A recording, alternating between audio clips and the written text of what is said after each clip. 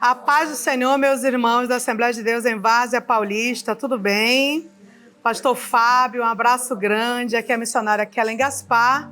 Falo com vocês aqui de Maracanã, interior do estado do Pará, em plena selva amazônica, né? E nessa oportunidade que o céu nos deu hoje, prestem muita atenção, foi o céu que preparou esse momento, para nós conversarmos sobre um assunto importantíssimo. Que assunto é esse? É esse assunto inesgotável, extraordinário, que é a obra missionária. Mas não é uma obra missionária num aspecto mais geral, não. É uma obra que eu quero convidar os irmãos para conhecer. É uma obra que precisa ser realizada dentro do nosso território nacional. É claro que por muitos anos nós acabamos valorizando demais a missão que cruza as divisas, que cruza as fronteiras, que cruza os oceanos, as missões da além-mar. E durante essas décadas acabamos desprezando o nosso povo, o nosso quintal, aquilo que Deus nos deu para cuidar. E o resultado disso, meus irmãos, é alarmante, é catastrófico. O resultado disso é cruel. E eu estou falando de números. Números que nos envergonham, números que nos entristecem, números que, para quem conhece, passa a olhar para as suas mãos e ver que nada tem feito em relação a esse grande desafio. Então, vamos aos fatos.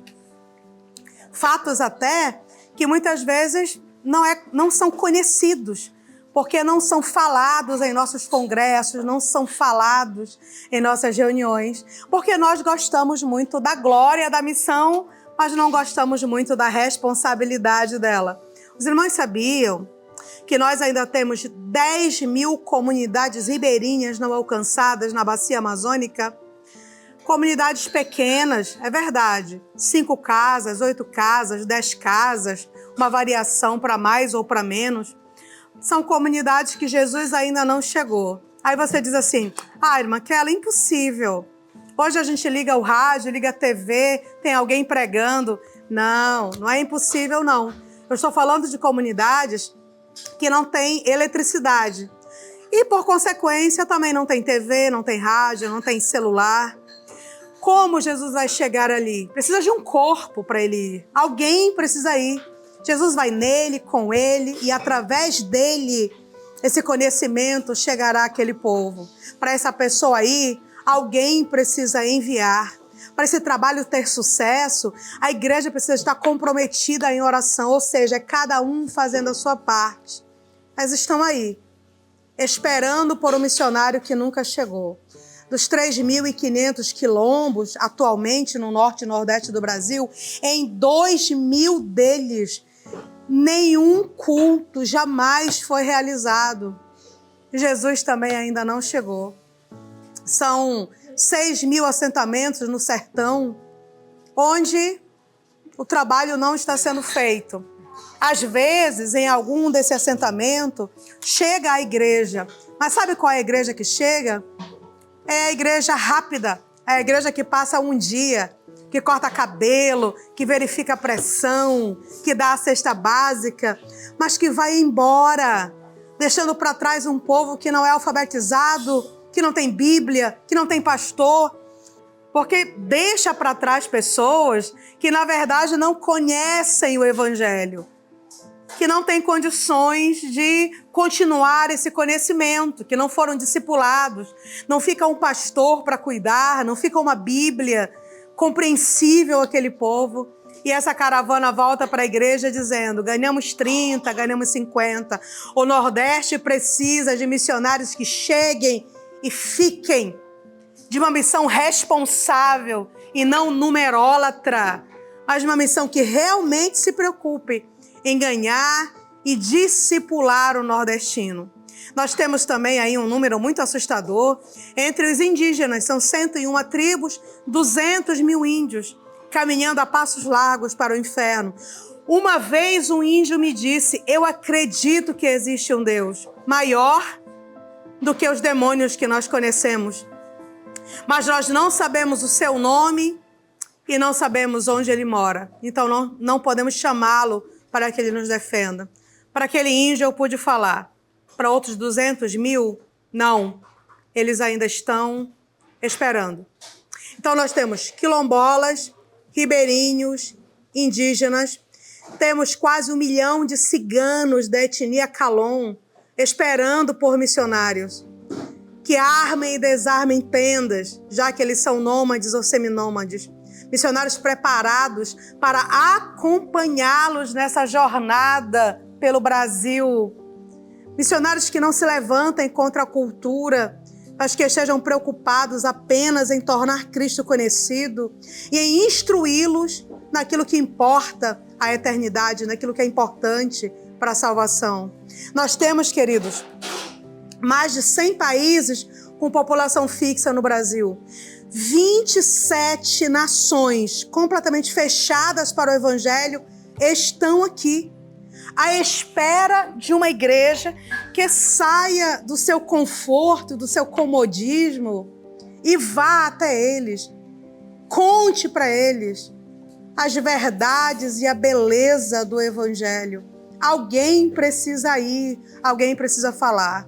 Temos os 2 segmentos econômicos no Brasil. Os mais pobres, que são aqueles que moram embaixo das pontes, são aqueles que moram nas cabeceiras dos rios, que moram dentro dos ramais. Aquelas pessoas que muitas vezes não têm um documento, que não foram alfabetizados, que vivem das sobras da sociedade, que vivem a revelia do governo, mas que são importantíssimos para o céu. Jesus Cristo morreu por todos, grandes e pequenos, PhDs e analfabetos. Só que para que eles saibam disso, alguém precisa ir, alguém precisa falar, alguém precisa se importar. E óbvio também que nós temos os mais ricos, que não podem ser deixados de fora desse grupo menos alcançados no Brasil.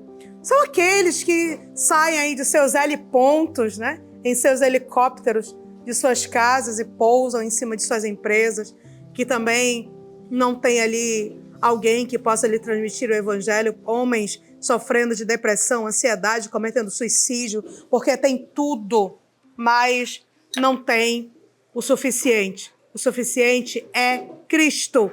O coração do homem, seja ele rico ou pobre, tem um vazio do tamanho de Deus. E somente o Senhor pode preencher esse vazio. Queridos, trago a vocês esses números. 120 mil pessoas morrem por dia. E das 120 mil pessoas que morrem por dia, 80 mil morrem e vão para o inferno. Antes que você me diga, mas irmã Kelly, é inocência. Eles não serão julgados por um evangelho que nunca ouviram. Serão julgados por suas obras, mas elas não corresponderão.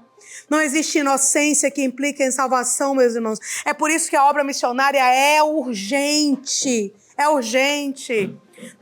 Nós temos aí, das 6.528 línguas que existem, 4.040 que não têm a Bíblia toda traduzida. E aí, mais de 1.800 línguas que não tem nenhum versículo da Bíblia traduzido. Como eles compreenderão o Evangelho? Amados, nós temos 9 milhões de surdos no Brasil, dos quais menos de 1% se declara crente em Jesus. Aí o Senhor olha para nós, igreja constituída, a igreja onde o céu tem investido. Nós temos tudo, queridos. Nós temos grandes templos, nós temos recursos financeiros, temos recursos humanos, nós crescemos administrativamente, teologicamente. E por que não vencemos missiologicamente? O que é que está acontecendo conosco? O que é que está faltando a nós? Responsabilidade, amor, consciência, misericórdia.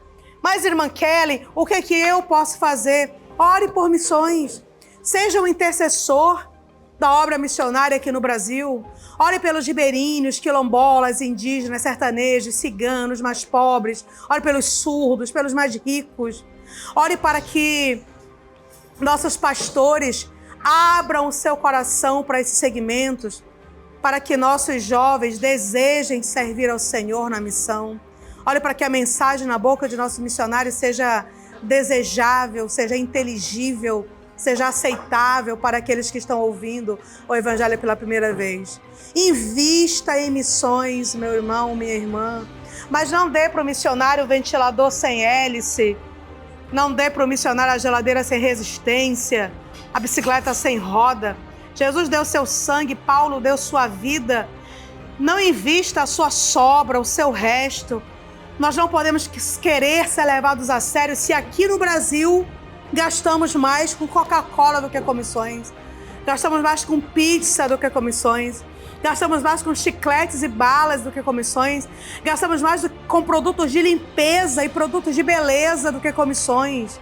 Não estou dizendo que você não pode usufruir das coisas boas, usufrua, mas não feche o seu coração para a obra missionária, para o trabalho que Ele espera de nós, porque o dinheiro de Deus está no bolso dos crentes.